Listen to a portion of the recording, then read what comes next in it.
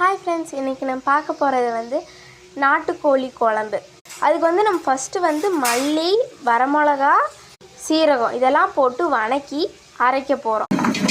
இப்போ நம்ம தேங்காய் போட்டு ஆட்டிகிட்ருக்கோம். வெங்காயம், கருவேப்பிலை, பூண்டு இதெல்லாம் வணக்கி இதுக்குள்ளே போட போகிறோம். போட்டாச்சு, இதை ஆடிட்டுருக்கு. நம்ம எண்ணெய் ஊற்றிட்டோம், கடுகு போடுறோம்.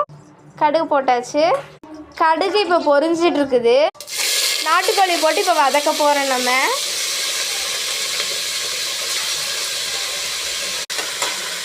ஆட்டின மிளகு ஊற்றி இப்போ நம்ம கொதிக்க வைக்க போகிறோம். இது முன்னாடியே நம்ம வேக வச்சாச்சு. இப்போ நம்ம எண்ணெய் ஊற்றிக்கணும். இப்போ நம்ம கொஞ்சம் கடுகு போட்டுக்கணும். கடுகு இப்போ பொரிஞ்சுக்கணும். இஞ்சி பூண்டு போட்டுக்கணும். கடுகு பொரிஞ்சதுக்கப்புறம் இஞ்சி பூண்டு போட்டுக்கணும், வதக்கிக்கணும். இப்போ நம்ம வெங்காயம் போட போகிறோம். அதையும் போட்டு இப்போ நம்ம வணக்கிக்குவோம். இப்போ நம்ம வரமிளகா போட்டுக்கலாம்.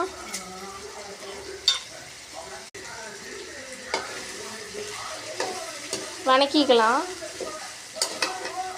இப்போ நம்ம கருவேப்பிலை கிள்ளி நம்ம போட்டுக்கலாம். 2 கருவேப்பிலை. இப்போ நம்ம தேவையான அளவு உப்பு எடுத்துகிட்டு நம்ம போட்டுக்கணும். வணக்கிக்கலாம். கறி இப்போ நம்ம போட போகிறோம்.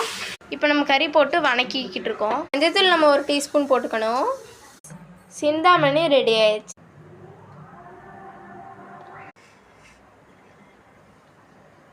குழம்பு ஊற்றி சிந்தாமணி வச்சு நம்ம சாப்பிட்லாம் வாங்க.